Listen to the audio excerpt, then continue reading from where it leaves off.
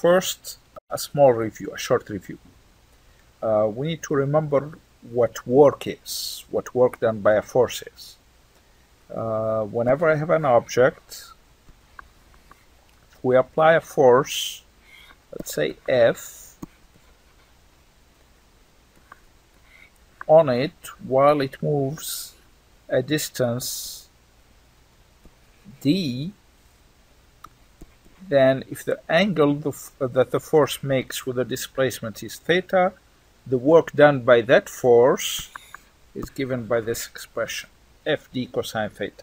Now, what this reminds us of is the fact that if there is no displacement, we don't do work. If the displacement is perpendicular to the force, that force does not result in work as well. Now, the work is positive when the force is in the same direction as the displacement, and it is negative if it is in opposite direction as the direction of the displacement. For example, in this graphic here, if I draw the friction force, Ff,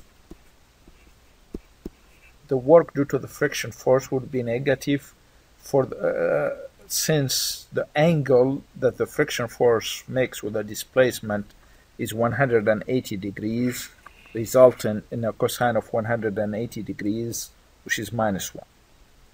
Again, if the force is perpendicular to the displacement, my theta is 90 degrees, resulting in a work equal to 0. Now, it is important to understand what force is actually doing the work. Sometimes, for example, here, the work done by this force here is different than the work done by other forces. It is very important to understand the differences. I will deal in the next slide with this part here, discussing opposite sign for work done by you or not done by you. Okay, now another important fact that we need to remember is that for conservative forces, that means forces that do not depend on the direction or on the forces that do not depend on the path taken when we move an object. Forces that do not result in losses. The work done by these conservative forces is related to the change in potential energy due to these conservative forces through this expression, or change in potential energy is equal to minus the work done by the conservative force. Okay, let's take an example here, the example due to gravity. For example here, if we raise a brick from this initial position y sub I to this final position y sub f, we are going to raise it by a distance h, where h is actually equal to yf minus yi. Now, the gravitational force acting on it is mg, and it is pointing down throughout the trip. So the work due to Fg is going to be given by Fg times the displacement times cosine of theta. Now my displacement, we said it is h, and the angle that it makes with Fg is 180 degrees. So what we get here, minus from the cosine of 180 times mg, that's Fg, the weight, times h. So that's the work done by the gravitational force.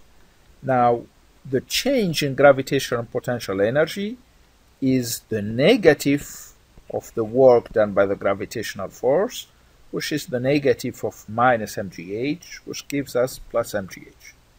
Now, let's explore this in terms of the force exerted by you in raising the object through the distance height, through that height h. Now, if you are not accelerating the brick, you need to apply a force that's equal and opposite to Fg. So this is the applied force by you. This is the applied force by you. and that applied force is equal to mg in magnitude, but its direction is up. So the work done by U is equal to the applied force times the displacement times cosine theta. Excuse me. In this case, the force is pointing up and the displacement is pointing up. The angle between them is 0, so the cosine of 0 is 1. And I end up having mg for the applied force times h for d times 1. So the work done by U is mgh, which, as was mentioned in the previous slide, is the negative of the work done by the gravitational force in this case.